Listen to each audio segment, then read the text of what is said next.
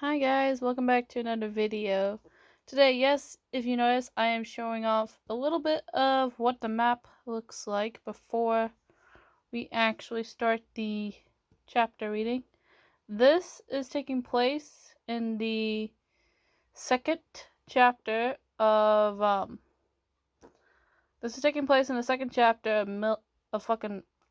Hard Rain. There we go. Can I speak properly? Of Hard Rain, which this one is called Milltown.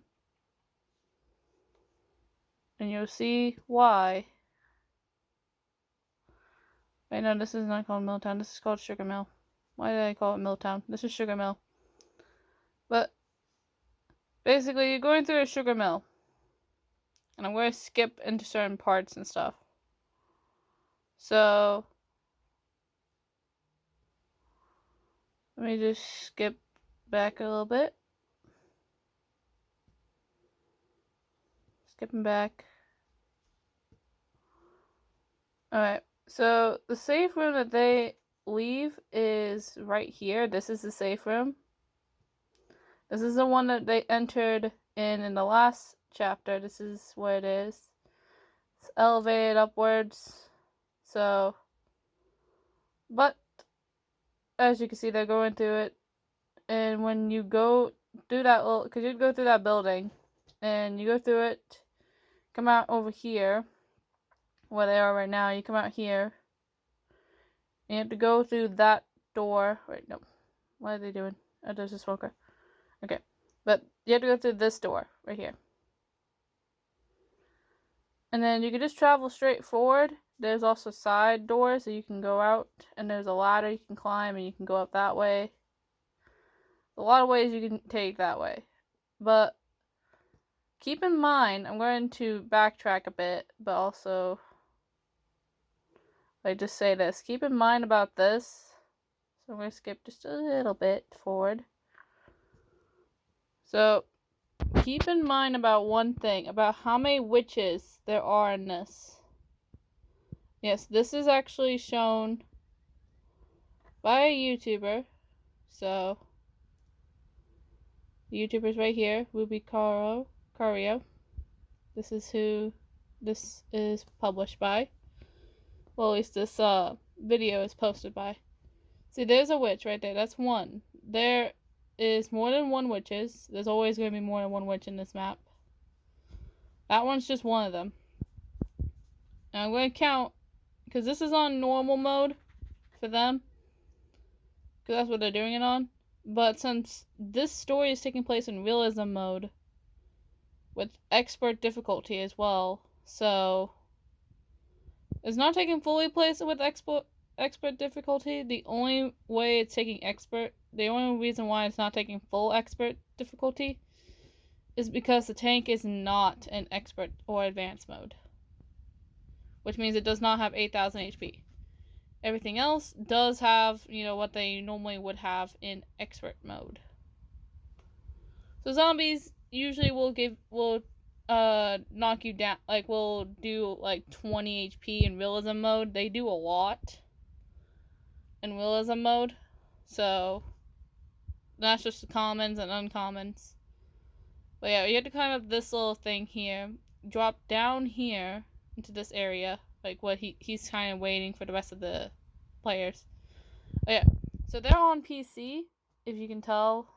When you're playing on PC, you have a little thing, a little chat bubble that will pop up, and you can basically say things to the characters, like saying "Let's go," or you can basically say Ellis's long stories if you're playing Ellis and stuff like that.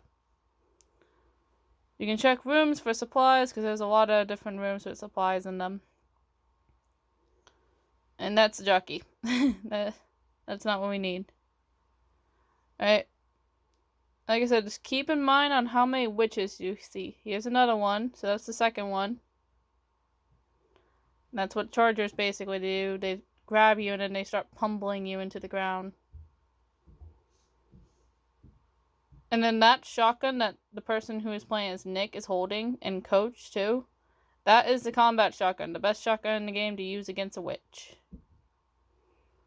So we've already seen 2 witches so far. There is so many more witches in this map. But I'm going to quickly show off the elevator part. So you go through this watery area, the sugar mill. Right up there, the elevator is up there, so we're going to skip to it.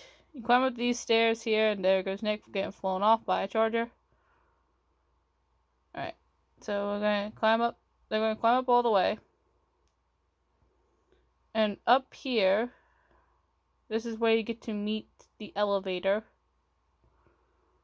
So, right here is the elevator. And basically you call it up. And when you do call it up,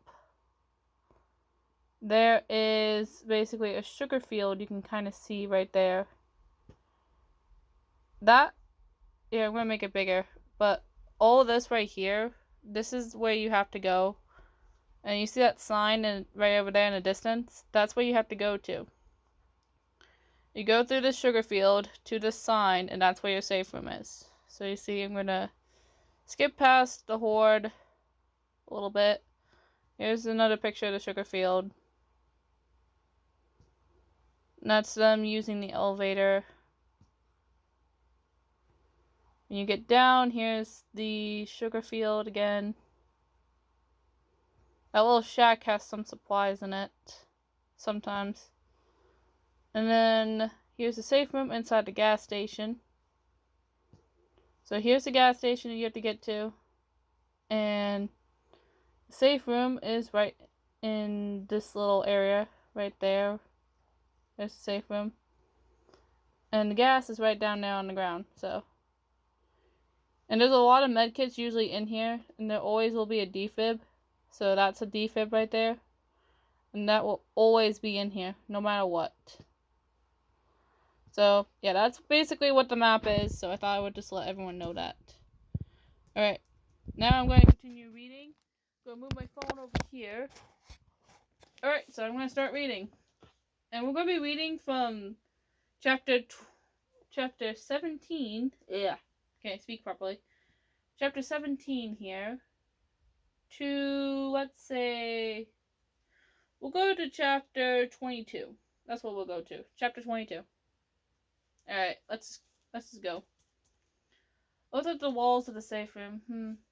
We will still need to leave stuff behind in here, since we'll be coming back into this room, I said, looking around. I agree with Delilah, Ellis said. I'll walk down the stairs, followed by everyone else, and open the door. Yeah, I'm making it to where they don't use medkits that often, because there's 8 of them, so they don't really need to heal up as often, because there's so many of them that they can take out the guys, they can take out the specials a lot quicker. So that's why they don't use medkits that often. As we walked out of the building, we shot down some of the infected that was out there. I noticed a construction worker type of infected.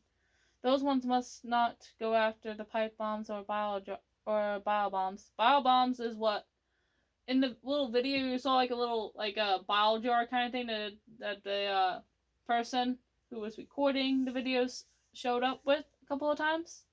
That is a bile jar or a bile bomb. It's basically boomer bile, and when you throw it onto a zombie or onto one of the infected, basically the other common infected and uncommon infected will go chasing towards that one infected and kill them. If you throw it onto an object, so like let's say you throw it toward the wall, the floor, so on and so forth, the zombies will, the infected will also be going after it, depending on where it is. If it's somewhere where they can't reach it, then they'll just like stand there and just kind of jump around, trying to like, I can't reach it. You know, that kind of dumb shit. That'd be stupid, basically.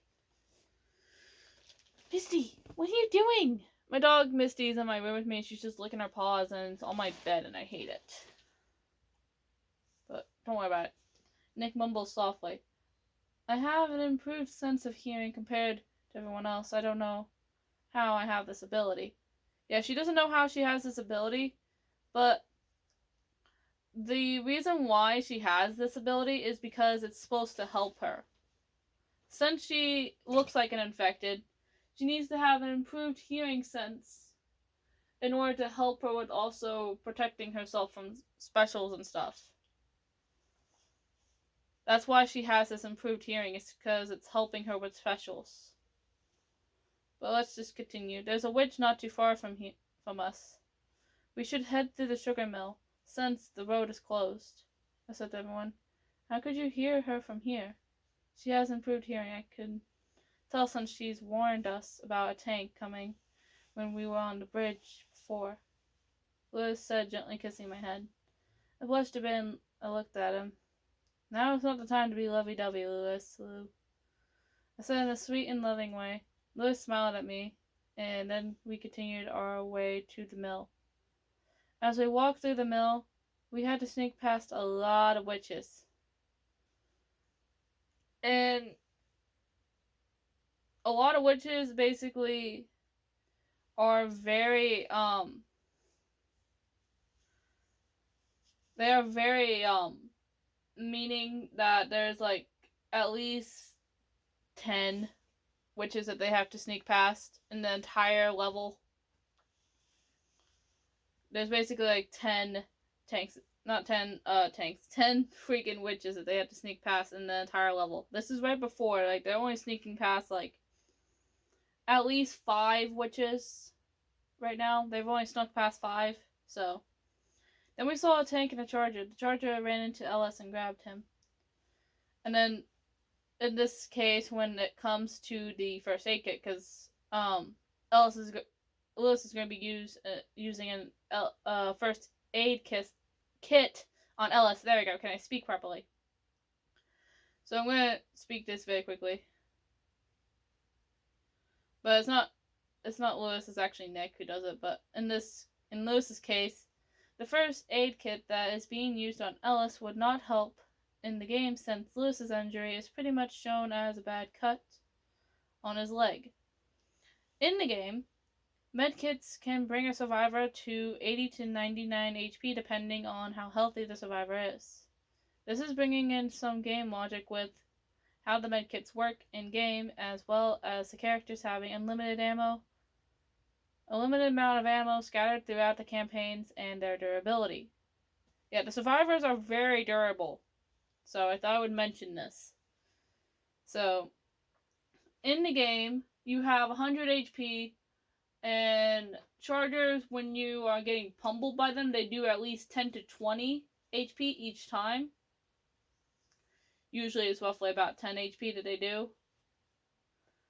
And then jockeys, they do like 5, I think, like 5 to 10 HP, because they're just moving your head around.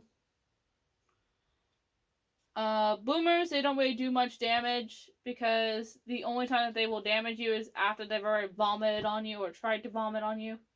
And they'll just come up to you and start clawing you. Because what they're trying to do is trying to get you to blow them up. If they can't vomit on you, they're going to try to get you to blow them up.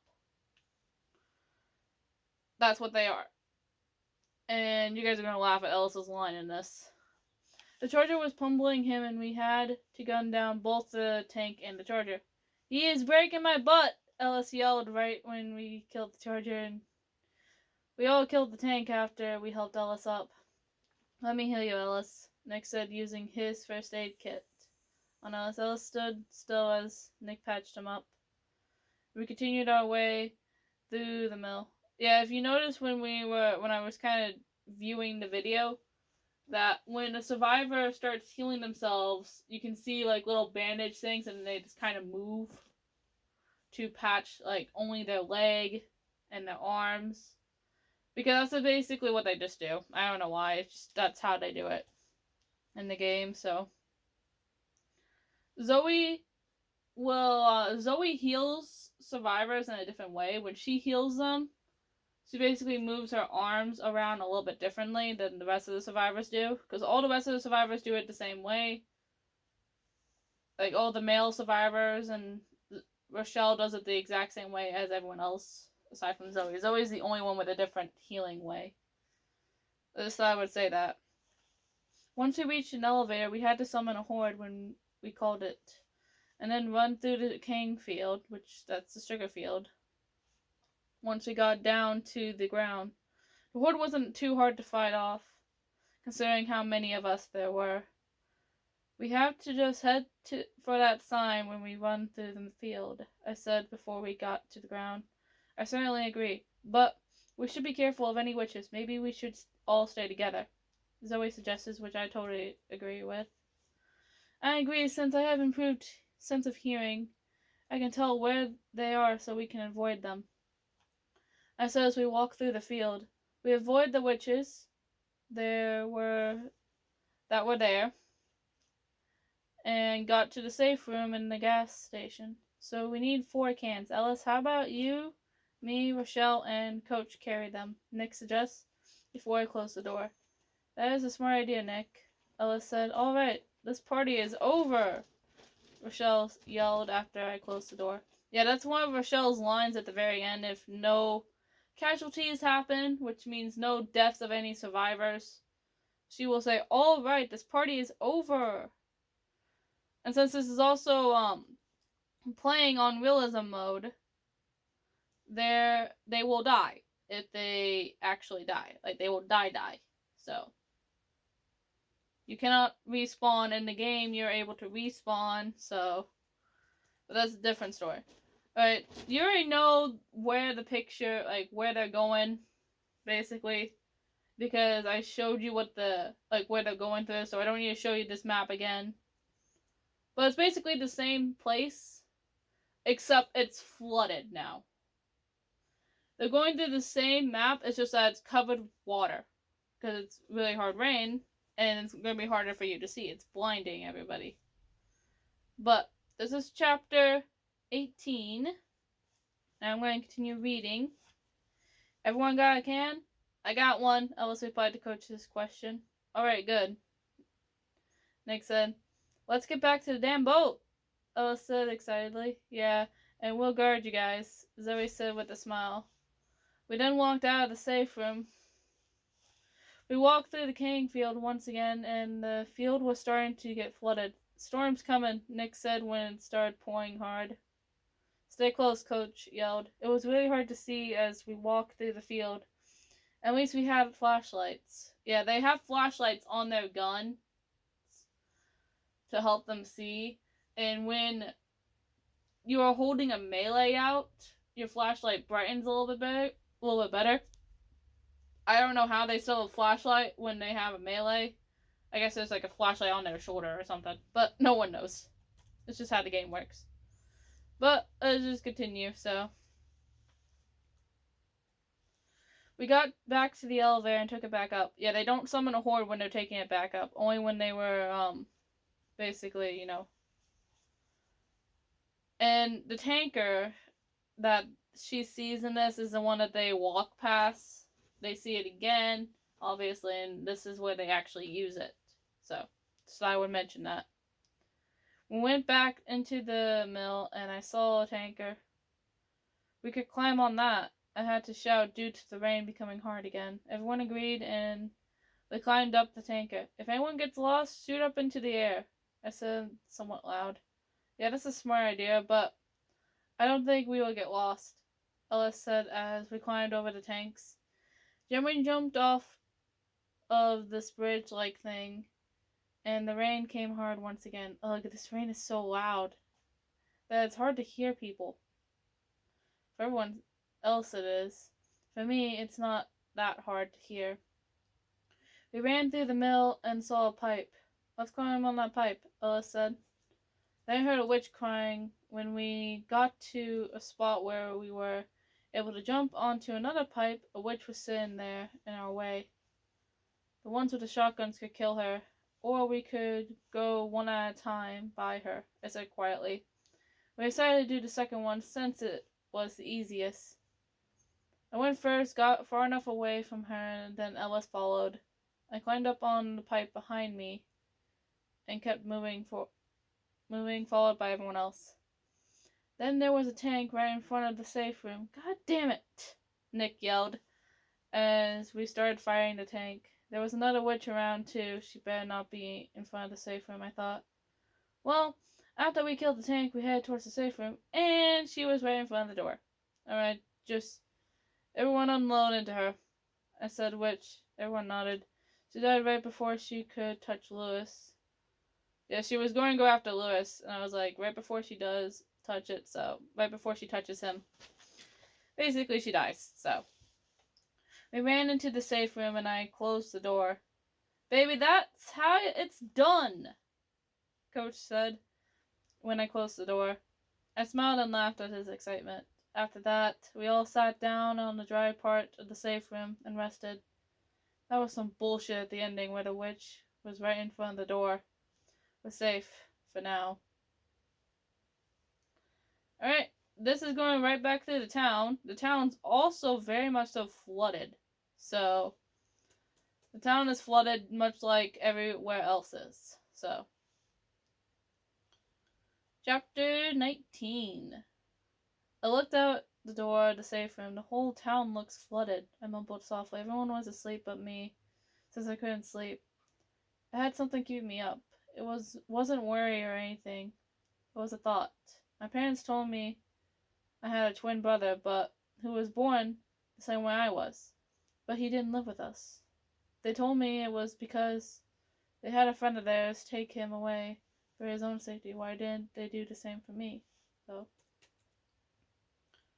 Delilah, why aren't you getting any rest? Ellis asked me, waking up. I'm not tired, I said softly. It was a little white lie, but not too far from the truth. Well, we got to travel back to that burger tank so we can signal Virgil, Ellis said. We started waking everyone up. I know, but the whole town looks flooded. We could get to that yard sale from the roofs. Then we will have to go through the water, I said. Yeah, but let's climb across the roofs. Oh, for fuck's sake, Zoe said as we walked outside. There was a tank not too far. We fought off, then climbed over the roofs to where the porch light was.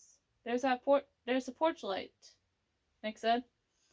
Then the rain poured hard down on us. Even the houses were low to the ground were flooded. Even the houses that were low to the ground were flooded. As we walked, we had trouble seeing. Yeah, I'm so bad at reading sometimes. We could barely see 2 feet in front of us. We managed to see the ambulance that we passed by earlier. There's that ambulance. We're not too far from the playground, Zoe said as we walked to it. I smiled. I'm happy to see that everyone gets along somewhat. We then saw the playground. There's the playground. Yeah. We're almost to the docks, Ellis said as we headed to a porch light. There's a safe room, I said as we headed towards the door. The storm came hard, though, and a charger grabbed me. Charger has me, I yelled as Lewis went to save me. Lewis managed to save me, but after he did, a jockey jumped onto me. Jockey! I yelled as he jumped onto my back. Lewis knocked him off and killed it. Then we ran into the safe room. We got in, and I closed the door. This is actually, I couldn't find a line for Ellis to say at the end of the chapter, but not Ellis, Lewis to say. But here's something funny that I do remember him saying before at the end of a game. So I'm going to just say it. I found this line and I thought it would be a good one. So it says, "Oh yeah, who's your mama? Who's your daddy?" Lewis yelled as the door closed. I didn't put "we're safe for now" on that one, but you guys know the drill. They're safe for that time period. Alright, so this is the final one. They have to fight basically 2 sets of hordes and, 2 tanks. There's a third one that comes up, but it's after they fight the second one. The third one comes up with the third horde as they're running to the boat.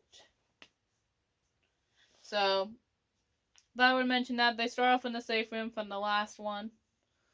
Which, when you are running back through the town, there's a safe room that you go by, basically, when you're going through the town the first time.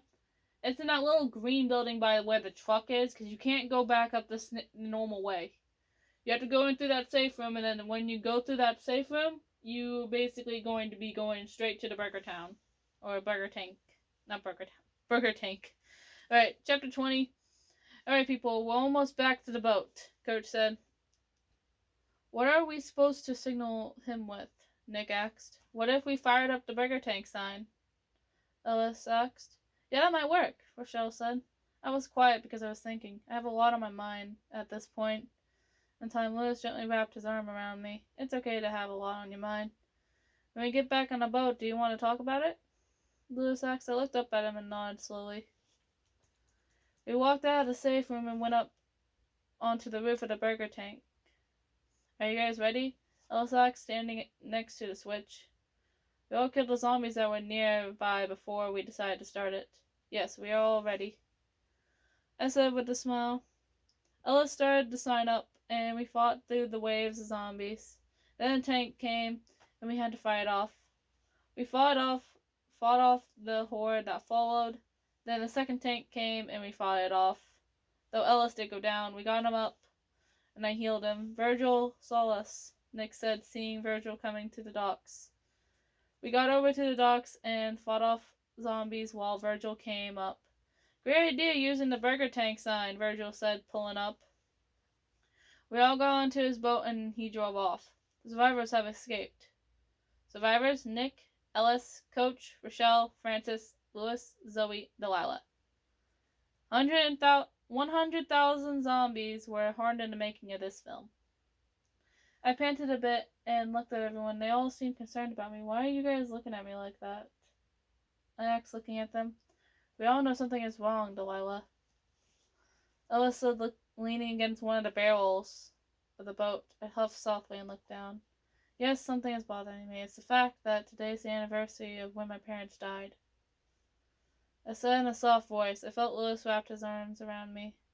We all didn't know that you lost your parents. I know you told me, and that you told Bill, but the rest of our group didn't know, Lewis said gently. Yeah, but I'm still sorry that happened to you, Delilah. How did they die, if you don't mind me asking? Ellis asked. I explained to everyone how I lost my parents, crying a bit. That day was really emotional. When my parents got shot, I saw their bodies fall to the ground and lay in two pools of blood that became one. Lewis held me close as we all sat on the boat and talked about better things. I hope this military place we'll go to isn't the one I ran away from. Not going to spoil anything, but so now they are in the final campaign that you go through. Virgil does not take you any further than New Orleans. He'll stop at New Orleans, and that's where he stops, basically. He just stops there. So they basically make it to New Orleans. They have to go through this one. And what this campaign is called, the Parish. Now, when they are going through this, I am going to skip a little bit ahead in this thing right here. So, when they see jets, Coach will say, they're still flying jets, because they hear jets flying by. When, they hear jets flying around because the military is flying jets.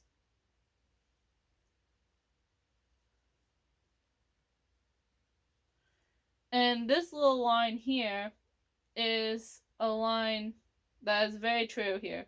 Well, I have a feeling that the military is killing any carriers of the disease, which means they will kill you since you're a carrier. I knew it was better if we stayed on an island by ourselves, Zoe said. Now, yes, I'm only skipping ahead just to kind of give a little bit of description as to what happens in this. So, alright, but I'm going to go back to the beginning of this and continue reading. So, now this is as far as Virgil goes, but y'all can make it to the bridge from here, Virgil said after we got off the boat. Thanks, Virgil, it means a lot that you helped us, I yelled, waving goodbye to him. I'll see if I can help any other folks, Virgil said, waving goodbye to us as he drove off. We made it real damn far, people. I'm proud of you. Now let's just cross that last mile. It's an expression, by the way. That's an expression. It's not 1 mile, but, it's an expression there. Coach said, looking at everyone. I nodded. Indeed, we did. I may not have been with you all for the whole journey, but I've been with you through a lot of this trip. I said, smiling at everyone. Yeah, this has been fun, but scary too, Ellis said, with that childish smile he always has. We walked up the ramp and saw some infected in riot outfits. These guys reminded me of the SWAT, Nick said. Well, you're an ex-convict? I asked, looking at him. Yes, I am. Francis and I have a history, sorta. Yeah, the only kind of history we have is that we were a part of the same motorcycle club until it disbanded, Francis said after Nick replied to my question. It did disband, Nick said, as we walked through the part of town we were in. As we walked, I thought about certain things. We saw jets fly over our heads. They're still flying jets, Coach said as we walked. I nodded, looking at him. By the way, these jets are actually dropping bombs because they're bombing the city to get rid of the infected. And a little bit of a spoiler alert for the very last level of this campaign. But what they're doing is that they're going to blow up the bridge. So the survivors have to get across the bridge as quickly as they can, and then the bridge will blow up right after they get across. And any infected that are on the bridge, which there's a lot of infected that are going to be on the bridge, basically they'll all die. They will all die. So that's what happens. My thoughts, though, were keeping me from straying from the team, but at the same time weren't keeping me from getting in trouble. Delilah, are you okay? Willis asked when we walked through a restaurant. Yeah, I'm fine. Just thinking. I said softly, looking at him. Oh, okay. Just was a bit worried about you, Lewis said, gently kissing my head. I gave him a gentle smile as we walked to the safe room. Once we got in, I closed the door. I looked along the walls to see the graffiti left behind by previous survivors. A lot of them would talk about how Sita is gone and that the military is stepping in.